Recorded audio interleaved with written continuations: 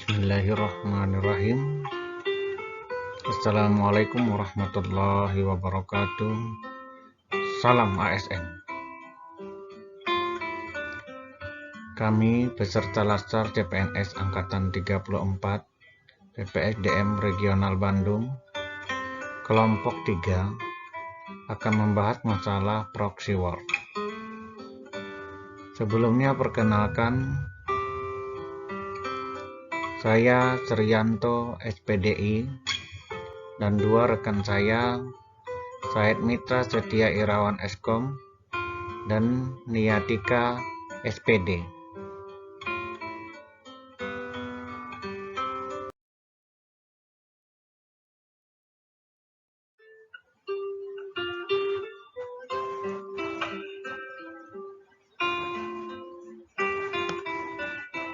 Nah, selanjutnya, analisis isu global yang akan kami angkat adalah proxy war. Ada tahapan-tahapan yang akan dilalui. Tahapan yang pertama, kita harus mengenal dahulu isu proxy war.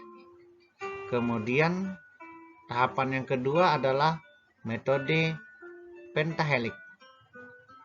Selanjutnya adalah metode USG. Setelah metode USG, kita lanjut ke metode fishbone. Setelah metode fishbone kita gunakan, kita lanjut kembali ke analisis SWOT.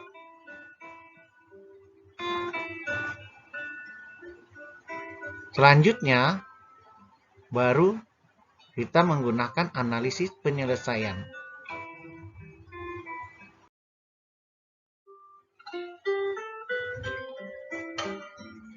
Nah, selanjutnya kita harus tahu dulu apa itu proxy war. Menurut pengamat militer dari Universitas Pertahanan, Yono Reksodiprojo menyebutkan, proxy war itu adalah istilah yang merujuk pada konflik di antara dua negara, di mana negara tersebut tidak serta-merta terlibat langsung dalam peperangan karena melibatkan proksi atau kaki tangan. Selanjutnya, sasaran proxy war itu apa? Nah, memastikan kesadaran suatu bangsa dengan cara menghilangkan identitas atau ideologi atau keyakinan suatu bangsa yang pada gilirannya akan menghilangkan identitas diri. Bangsa tanpa kesadaran, tanpa identitas, tanpa ideologi, sama dengan bangsa yang sudah rubuh sebelum perang. Nah, selanjutnya kita bisa melihat isu-isu itu seperti apa. Kita lihat seperti berita-berita hoaks, berita perjudian, kemudian ada masalah narkoba, dan banyak lagi yang lainnya. Pembahasan isu-isu yang tidak enak. Yang isu-isu itu yang belum bisa lagi kita terima dengan akal sehat. Nah, untuk selanjutnya, untuk lebih jelasnya, langkah-langkah yang akan kita ambil untuk memilah isu-isu ini, ya, untuk membahas masalah isu proxy war akan dijelaskan oleh teman saya Said Mitra Setia Irawan dan Niatika SPD. Assalamualaikum warahmatullahi wabarakatuh. Perkenalkan, nama saya Said Mitra Setia Irawan. Di sini saya akan menjelaskan tentang analisis isu kontemporer dengan metode pentahelix. Di sini terdapat beberapa isu, yaitu yang pertama, investasi secara besar-besaran di Indonesia agar bisa menguasai SDA yang sudah ada. Dari segi government, masih banyak ditemukan kekurangan pada instrumen hukum mengenai investasi asing sehingga dapat merugikan rakyat. Dari segi akademik, masih kurangnya pengaruh dari kekuatan akademisi dalam membuka opini masyarakat. Dari segi bisnis, ketergantungan ekonomi Indonesia pada asing, sehingga perusahaan Indonesia maupun UKM bergantung pula pada modal asing. Dari segi community, masih sedikitnya aktivis lingkungan yang sadar akan permasalahan tersebut. Dari segi media, manipulasi berita hoaks atau berita bohong yang secara mudah pihak berkepentingan, sehingga dapat memutarbalikkan fakta dan opini masyarakat mengenai penguasaan SDA oleh asing yang berkedok investasi untuk kesejahteraan rakyat. Nah, kita lanjut ke isu berikutnya, yaitu isu nomor 2, semakin berkembangnya narkoba dan judi online. Dari segi government, kurang tegasnya penerapan hukum terhadap kalangan atas atau elit yang terlibat penyalahgunaan narkoba. Dari segi akademik, kurangnya peran orang tua atau pendidik menentukan arah generasi muda saat ini. Dari segi bisnis, judi online merupakan salah satu bisnis sebagai sumber pemasukan negara. Dari segi community, bebasnya komoditi judi online dan narkoba di masyarakat. Dari segi media, sedikitnya berita mengenai judi online dan kurang maraknya kampanye mengenai bebas narkoba. Nah, kita masuk dalam isu berikutnya, yaitu isu nomor 3, penyebaran berita bohong atau hoax tentang konspirasi COVID-19 di masyarakat. Dari segi government, kebijakan yang dikeluarkan pemerintah masih belum merata dan tidak sesuai sasaran. Dari segi akademik, kurangnya pengetahuan umum masyarakat mengenai COVID-19 yang beredar. Segi bisnis, kabar atau berita yang beredar menjadi konsumsi publik yang dimanfaatkan dalam bisnis. Dari segi community, beberapa lembaga masyarakat yang mengambil keuntungan terhadap kabar atau berita yang beredar dan belum terbukti kebenarannya. Dari segi media, masih banyaknya penyebaran berita hoax pada media sosial yang mempengaruhi masyarakat. Setelah melakukan analisis beberapa isu kontemporer proxy war dengan pentahelix, maka langkah selanjutnya yang akan kita ambil adalah dengan melakukan analisis penapisan isu menggunakan metode USG. Untuk lebih jelasnya, pengertian urgensi, seriousness, dan growth dapat diuraikan sebagai berikut. Urgensi, seberapa mendesak isu tersebut harus dibahas, dikaitkan dengan waktu yang tersedia, serta seberapa keras tekanan waktu tersebut untuk memecahkan masalah yang menyebabkan isu tadi. Seriousness, seberapa isu tersebut perlu dibahas, dikaitkan dengan akibat yang ditimbulkan jika terjadi penundaan pemecahan isu tersebut. Growth, seberapa kemungkinan isu tersebut menjadi berkembang atau makin memburuk jika dibiarkan. Kemudian, setelah dilakukan penapisan isu menggunakan metode USG, ini dapat kita lihat pada tabel.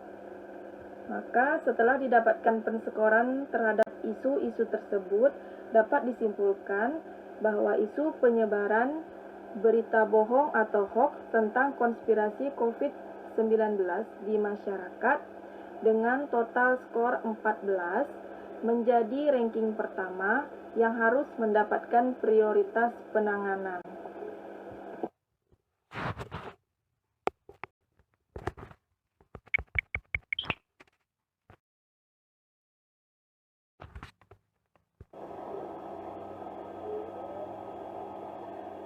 Setelah menganalisis isu kontemporer tersebut dengan menggunakan analisis USG, kemudian dilanjutkan dengan analisis Fishbone.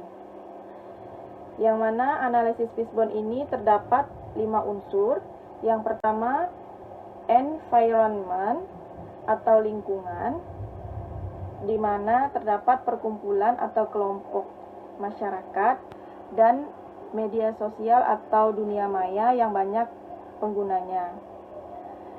Kemudian, manusia, kurangnya masyarakat untuk bertindak kritis karena rendahnya kualitas pendidikan. Dan masyarakat mudah percaya karena tidak mengecek kebenaran berita, serta kurangnya minat membaca berita dengan tuntas. Kemudian, suka dengan berita viral. Mesin atau alat, terdapat buzzer yang menyebarkan berita hoax tersebut. dan beragam jenis media pemberitaan yang tidak sesuai. Metode. Hal ini terjadi karena mudah disebarkan, karena tidak adanya kewajiban untuk mengecek kebenaran informasi atau berita yang benar, dan mudah diakses banyak orang. Money atau uang, karena ada bayaran untuk pelaku yang menyebarkan hoax dan mengakses serta menyebarkan hoax tidak memerlukan biaya. Dari kelima unsur tersebut didapatkanlah isu penyebaran hoax tentang konspirasi COVID-19 di masyarakat yang perlu diselesaikan. Selanjutnya,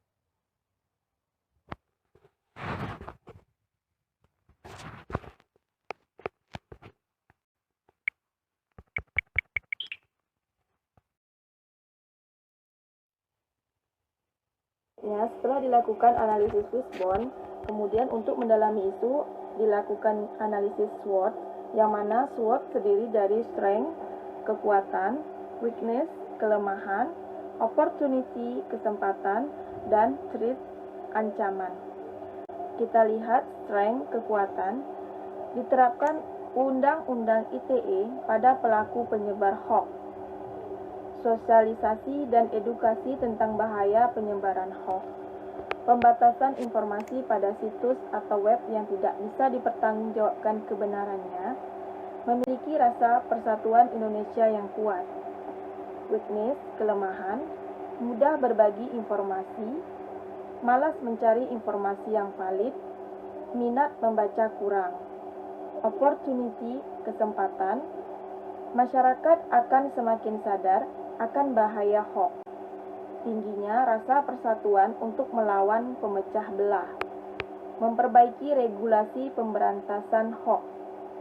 Threat, ancaman, banyak pemecah belah, banyak pihak yang mengambil keuntungan.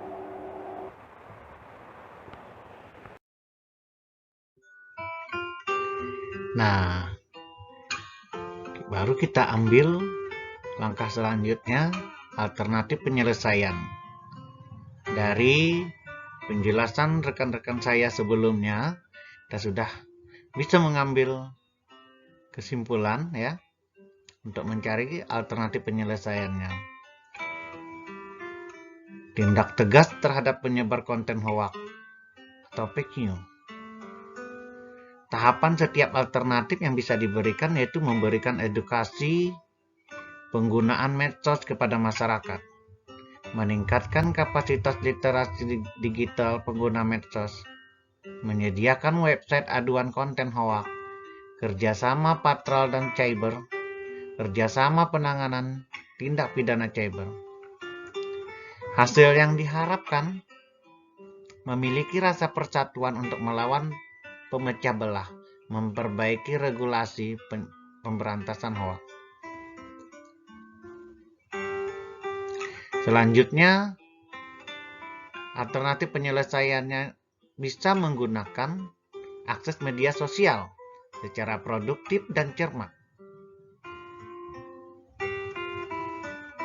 Tahapan alternatifnya, masyarakat berpartisipasi secara aktif menjadi agen pemutus rantai hoax, membangun dan mengembangkan literasi digital kepada anak, saudara, dan lingkungan.